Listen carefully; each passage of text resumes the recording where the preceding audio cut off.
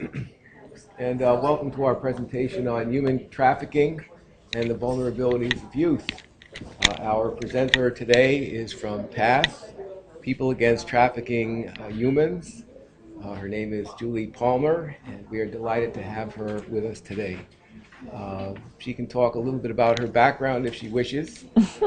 Bachelor's in music therapy, which she uses in her work. Also a master's in mental health counseling. Mental health, and has been working with human trafficking victims through PATH since 2012. So please welcome Julie Palmer. Well, thank you for that introduction. I'm the executive director of PATH, and I'll talk a little bit about what our organization does, but first I'm going to talk about human trafficking, how we identify it, social media impact, and then since this is primarily a healthcare institution, I'm going to talk about what would be indicators for somebody in healthcare to notice if a victim is one of your patients. And then I'll talk at the end a little bit about our organization. So as far as the numbers for trafficking, it's believed there's 27 million people globally that are being enslaved, which is double the African slave trade. It's a multi-billion-dollar industry. It's second to drug trafficking, and it's actually anticipated by law enforcement that it will surpass drug trafficking because drugs you have to repurchase, people you can keep reusing. So how many people think they could define human trafficking, like you would really know what it is and how to find it? Anybody here know it? Okay, well then that's good, right? So there are three components of trafficking. It's recruiting, harboring, and transporting a person solely for the purpose of exploiting them. And almost always it's for financial gain. So if we think about recruiting an individual, it's somehow getting them engaged. So whether a perpetrator manipulates them, forces them, somehow they're engaging a person, and then they're harboring. It doesn't mean they're locked up and held somewhere, but it means they somehow have some type of hold on them to get them to do the things they want them to do. And then transporting. It does not mean it has to cross state lines or international lines. It could literally mean that a woman's being put in the back of a van and asked to service men, or taken to a hotel to service men, or labor trafficked in a restaurant. So it really can look different as far as a setting. In order for it to be considered a crime, there's three components that have to occur. Either one of those, force, fraud, or coercion. So I think we probably all have a really good idea of what force would be, kind of that physically violent, aggressive force. Fraud would be manipulating someone and maybe saying, you know, I have a job for you, this is what the job's going to be, and then when they get to the job site, it's going to be completely different than what they were told. Coercion is one of the bigger problems we're seeing in our community and in the United States. And that may look like a perpetrator that will look for somebody, say, on the internet, and get to know somebody through social media. Tell them all things that you'd like to hear. You're beautiful, you could be a model, you could do this, and kind of coerce them into something. And for example, maybe a high school girl, coerce her to maybe take some risky photos of herself, and then she ends up getting pictures taken, and her perpetrator will say, I'm going to post these all over the internet if you don't do what I ask you to do. So it's a lot of coercing. There's some guys that will also, we have a couple victims who have actually been dated by their perpetrators, where someone will actually date them, take them out for 6 months. They think they're in a loving relationship, and then they will abuse them and tell them they're going to do things for them. So it can look a lot of different ways. Human trafficking comprises of both labor and sex trafficking. And so here's just a list of different types of trafficking in both of those industries. Primarily what we're seeing in this community is with the labor trafficking is we see migrant workers, being that we have a lot of farming community in the suburbs, that there's some abuse with that. And then we also, you may have heard on the news about people that restaurants are shutting down, where people are working for not adequate pay, they're not following labor laws. And the other piece of it is, for example, we had a client who a few years ago came here in a work-study program, And she, didn't know anything about our country, didn't know about our labor laws. All she knew was she was coming here to do a work-study program, got into the States and was with a group, and a gentleman came up to her and said, "Oh, you're going with the wrong group. You're supposed to come with me to Buffalo." She thought that was an up and up, so she came to Buffalo. He drove her to an apartment complex in Williamsville, and there were 4 other girls there, and he said, "This is where you're going to live. You're not allowed to come and go except when we take you to work." She ended up working at a kiosk in the Galleria Mall. And the reason that she was discovered is because a community member heard one of our presentations, felt like there were some red flags when this community member approached her at a kiosk, felt like there was things that weren't right, and ended up getting her removed from that situation. And that is just at our Galleria Mall. That's our community where we go all the time. As far as sex industry, what we're seeing is a lot of overlap with drug addiction and assault. So it may look like an individual could become drug addicted, be vulnerable on the streets, and a perpetrator will immediately tap into that and say, "Okay, well, if you do this for me, I'll get you your drugs." Or the other way is they will get the person drug addicted so that therefore they become compliant and do what they want them to do. We see prostitution in our center. It probably looks a lot different than what you visualize in your head.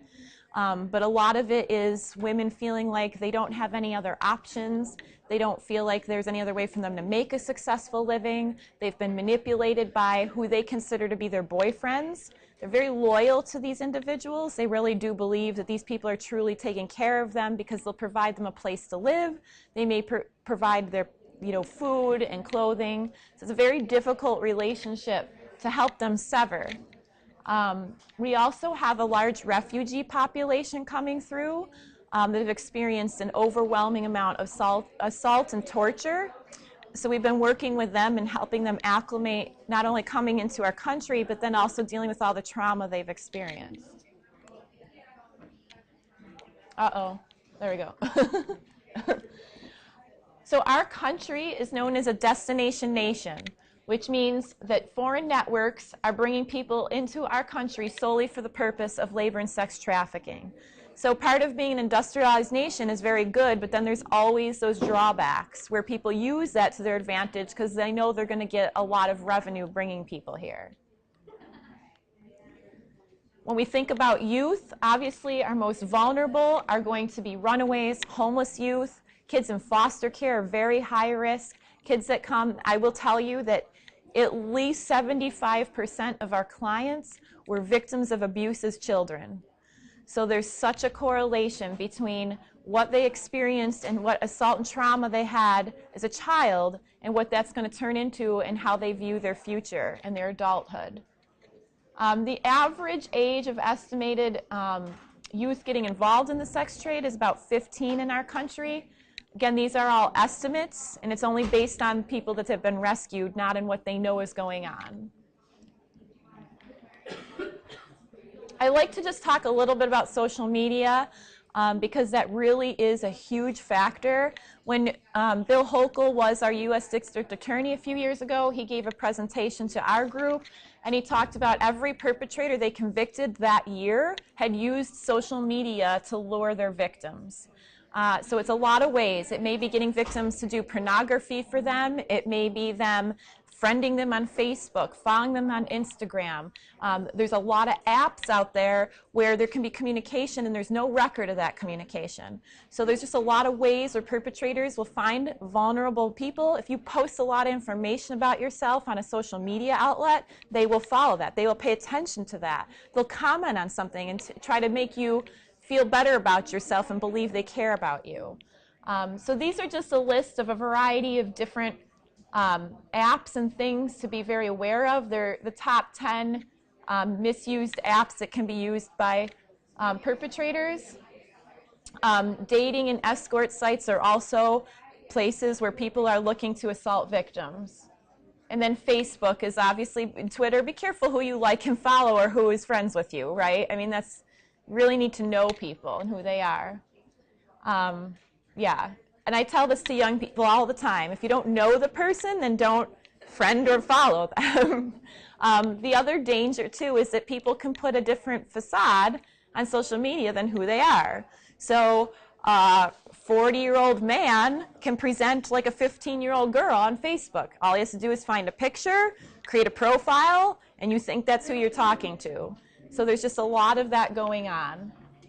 Just be careful about what you reveal on the internet and what you post. Also, where you put locators. This is important, too. If people are indicating where they're located, then somebody's going to know where you are.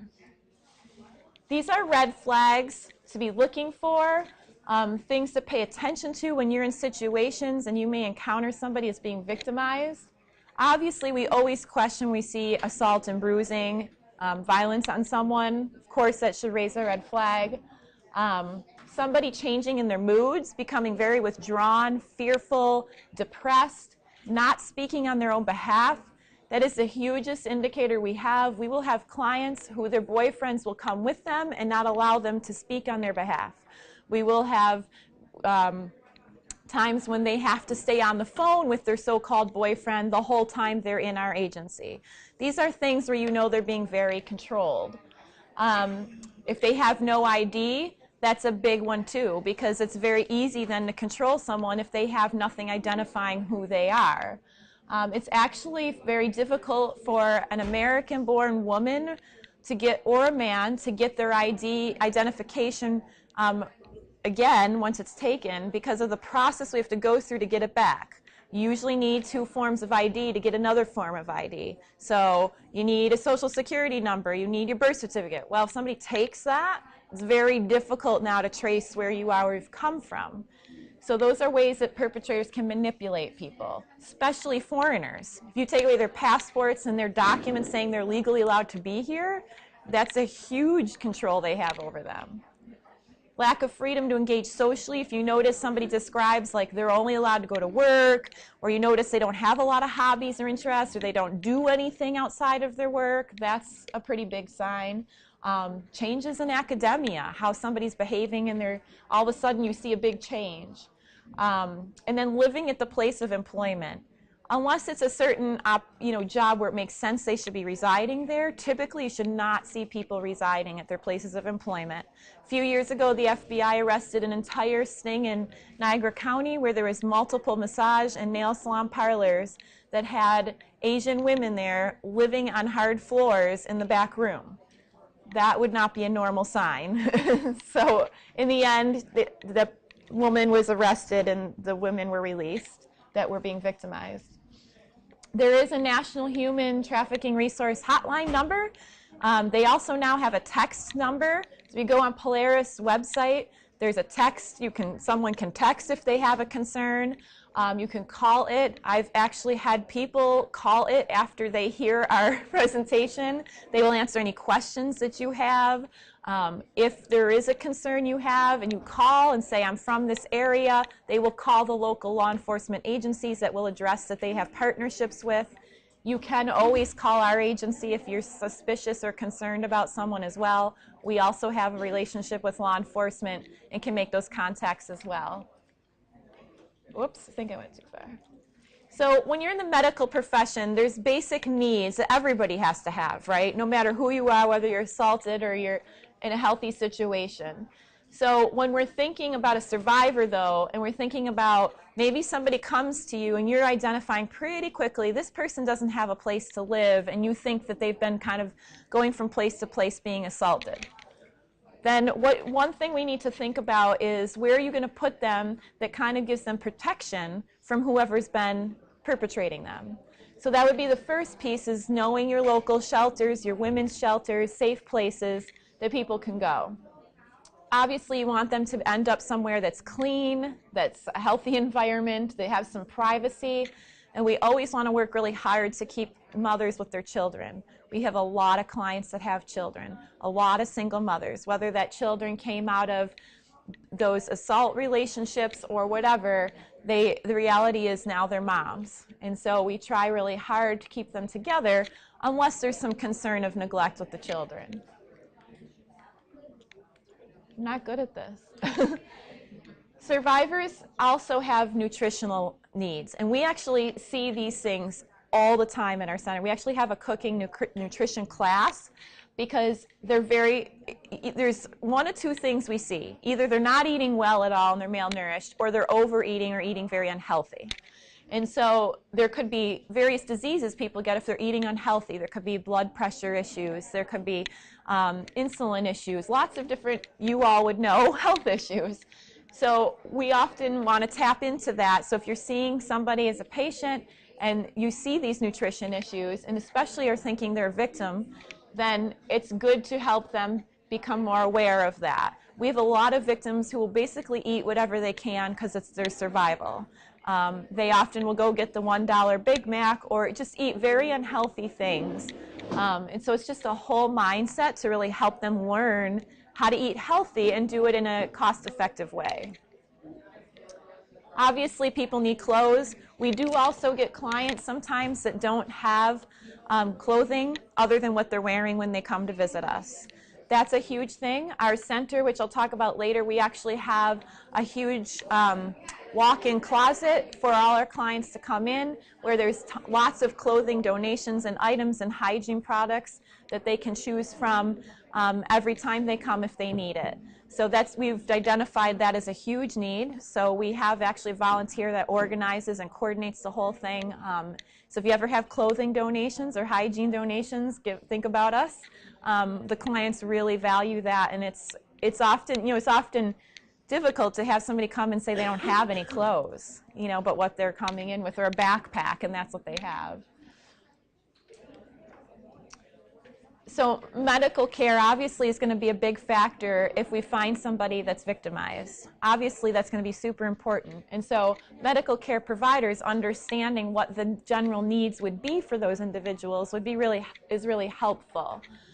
So almost every time we have clients come in and they've just come out of a situation, it's not very likely they're getting medical care. It's also very likely they're not getting dental care. So you may notice a lot of bad teeth falling out, problems there. And so they often can be pregnant. So we have clients that will go through an entire pregnancy with no prenatal care. A lot of just different things because they don't have access or the ability to go. So obviously if somebody is being sexually assaulted or trafficked, then there's higher risk for HIV and AIDS, STDs. We have heard of stories of, we've had clients come and talk about how they were tortured and mutilated by their perpetrators.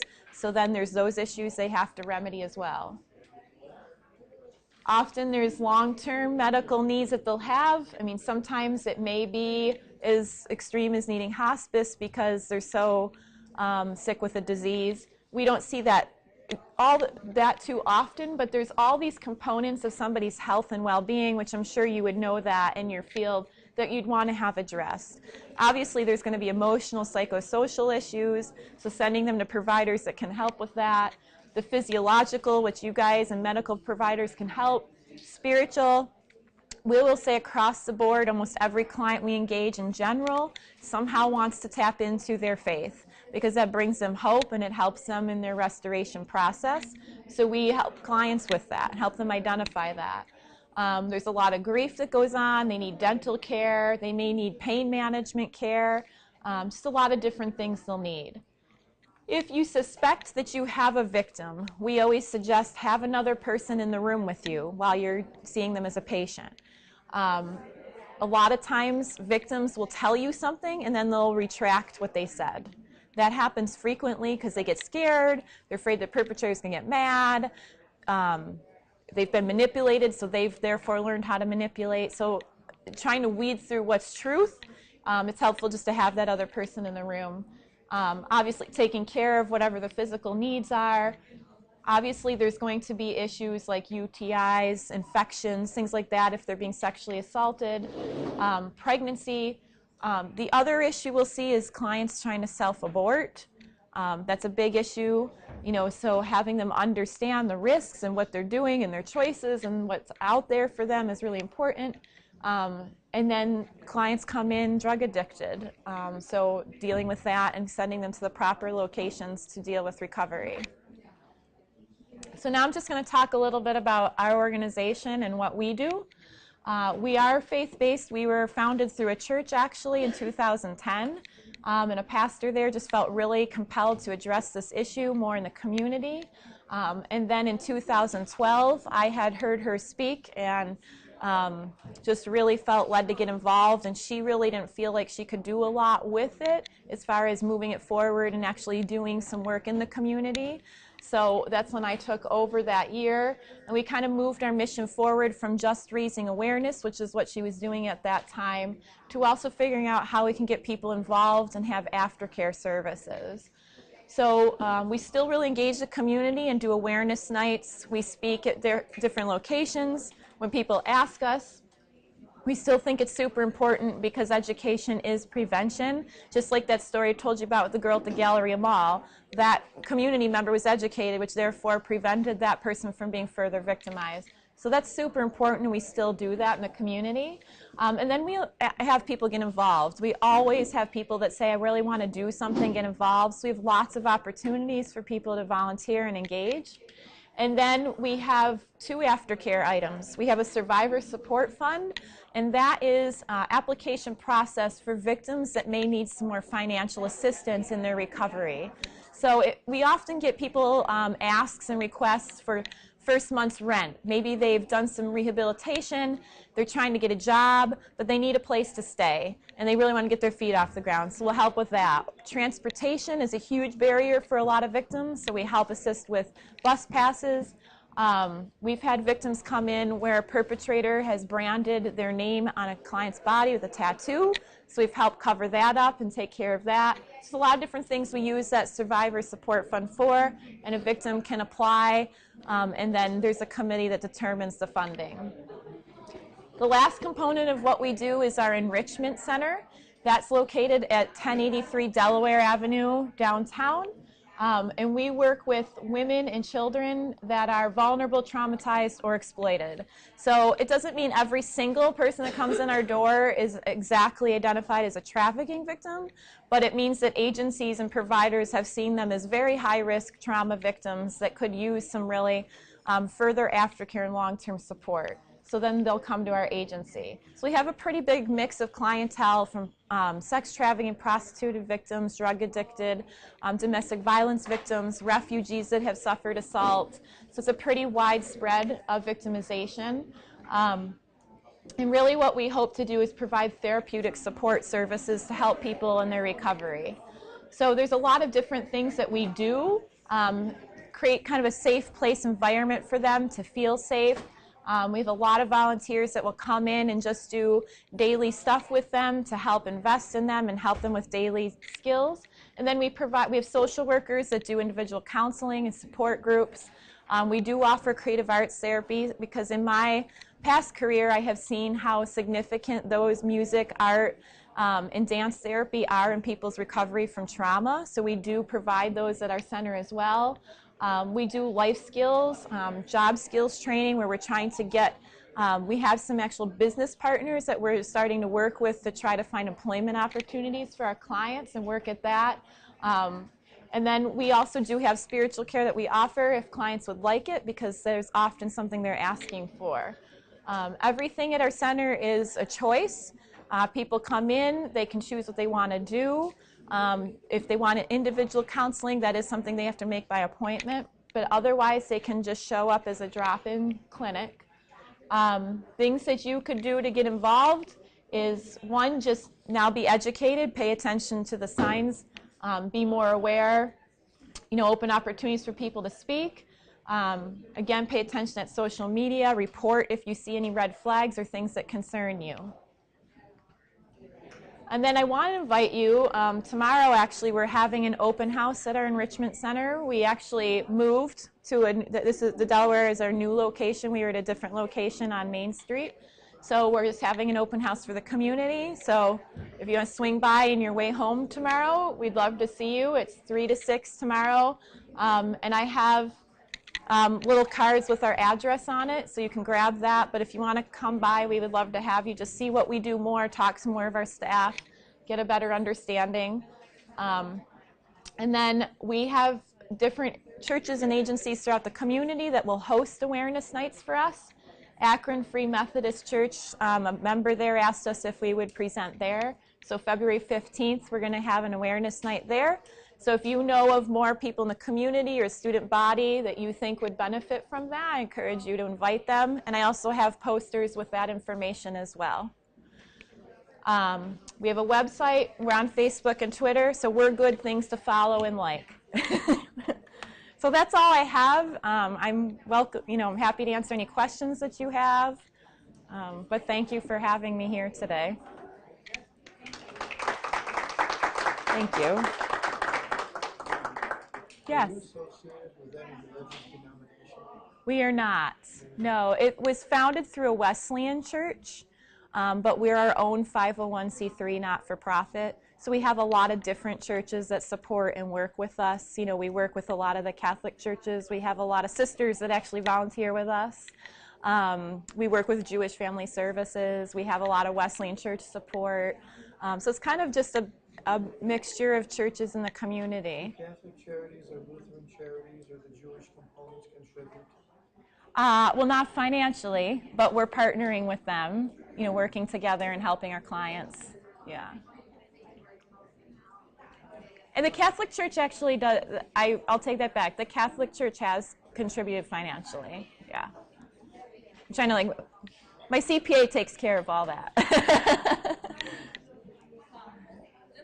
to the situation you talked about, in the gallery mall, so what was it that the person was wanting from them? Was it that they weren't, that the trafficker was taking the money?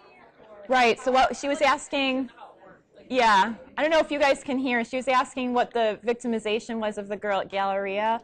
Basically what they were doing was having her work all hours the Galleria was open, so it was like 12-hour days, and they were paying her $5 an hour and not giving her time off. So they were breaking a lot of labor laws. What's the? Yes, they owned the kiosk. Yeah, and then when they got discovered, kiosk disappeared and they were gone. So, yeah.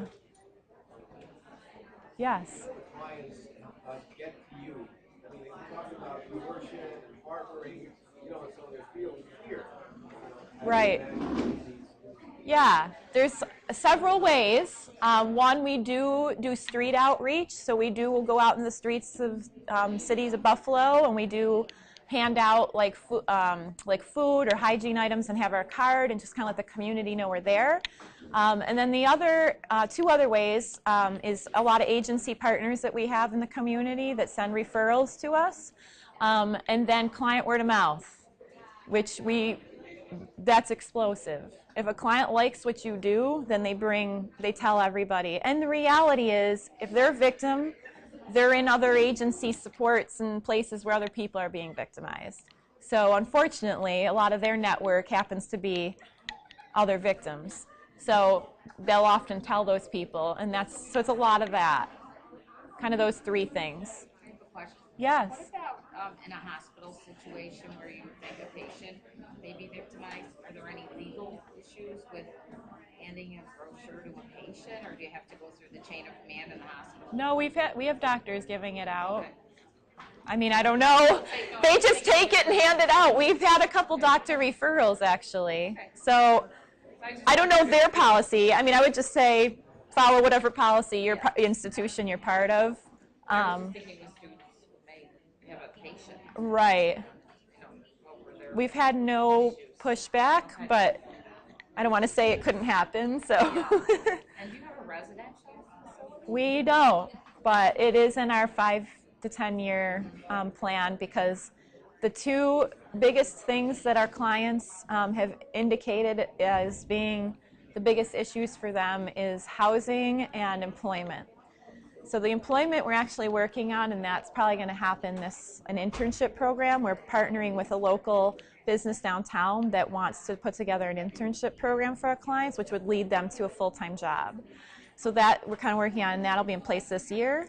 And then we kind of have a committee that's kind of looking just the very early phases of what would a residential, because there are a number of shelters, so we're not necessarily feeling that. It's more of that transitional period.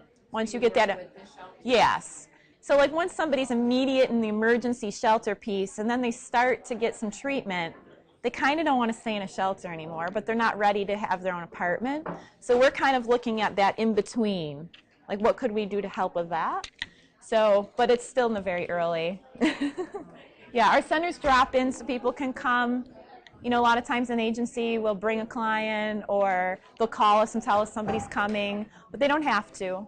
People sometimes just come.